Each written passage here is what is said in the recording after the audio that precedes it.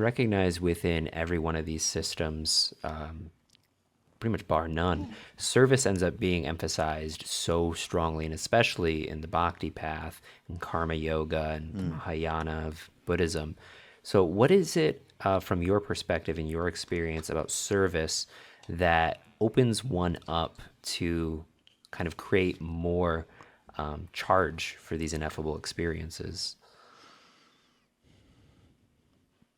Well,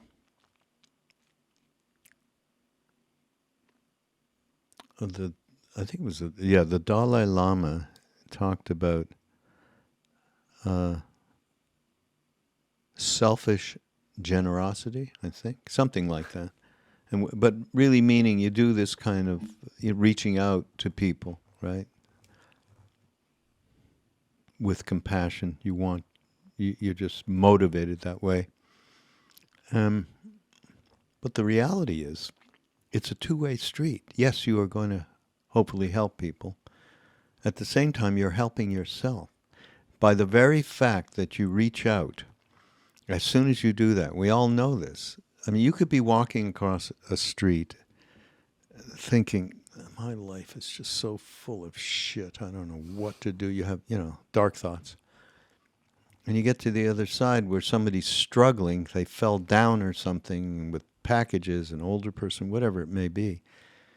Your natural inclination is to reach out. And as soon as you do that, helping them pick the pack, whatever you're doing, you are not thinking about what a shit life you supposedly have. You're not having those dark thoughts. So it's a two-way street. And Ram Dass in this film we did called Becoming Nobody, which is really, really quite good for people. It really encompasses all of his teachings. But at one point he said, when is it when what I want is enough? When is it when I need is enough? It's much more interesting to serve.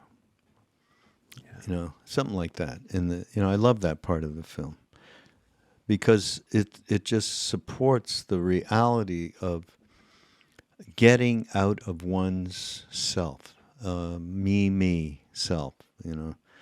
I'm working on an audio book with my friend Duncan Trussell, and we've been working on it for years and using ourselves as neurotic conditions that support the me. You wake up, Krishna has this thing. The movie of me. So it's called From the Movie of Me to the Movie of We. And that's very much a part of it. In fact, we end the book with something from Ram Dass about exactly this, around generosity and service is the transformational route to a whole being. Yeah, something about the generosity and service that really strikes me is that it kind of requires you to develop a sense of clarity to see a situation fully. So I know that there's a lot of situations where we go to help somebody from a perspective that might be limited or biased, and then we end up making the situation worse. Yeah. So then you get that feedback of like, oh, there's something that I'm not seeing here. And just the fact that initiates like a spark of inquiry and curiosity and really asks you to go beyond where you are in your normal habits. Yeah, exactly. Well, David's teacher, Chogyam Trungpa Rinpoche, called it idiot compassion. Yeah. You're doing it all for the wrong reasons or mostly around self-serving reasons. Yeah. And you're causing the exact opposite of what you think you're trying to accomplish. Yeah. So, an issue. Yeah. So is there any way for people who might not have, this is something I'm fascinated by, who like know that they're not the most compassionate people, but want to be better? They're just like, dang, like where do I even start in this where I know everything that I do is probably going to end up in just mucking things up a little bit more? Is it like, what would you say is like the ground path of that? Like, where do they stand up to actually start building kind of good virtue and good intention? Get to know yourself a little bit better using the kind of practices that allow one to go inside and really be mindful of all the kinds of motivations. But what you're describing is someone who's sitting there judging every second, of how bad I am. And we all do that. It's part of being human, I guess. But Yeah. basically, mindfulness practice. You really want to have a larger purview on what it is, how you use your self motivations and selfishness, and the Buddhists have a great term for it: self cherishing. Me, me, me. And Hmm. you get to see that, but you don't judge it. You do what Ram Dass said. You get out of the mind story the I that we operate from on a day to day, which is useful, by the way. You can't operate without it. But at the same time, you have enough spaciousness behind it so that you're not caught in it and you're not judging the fact that you feel like you're a shithead. You're not judging the thought that made you feel like that. And then you get that awareness that you're talking about.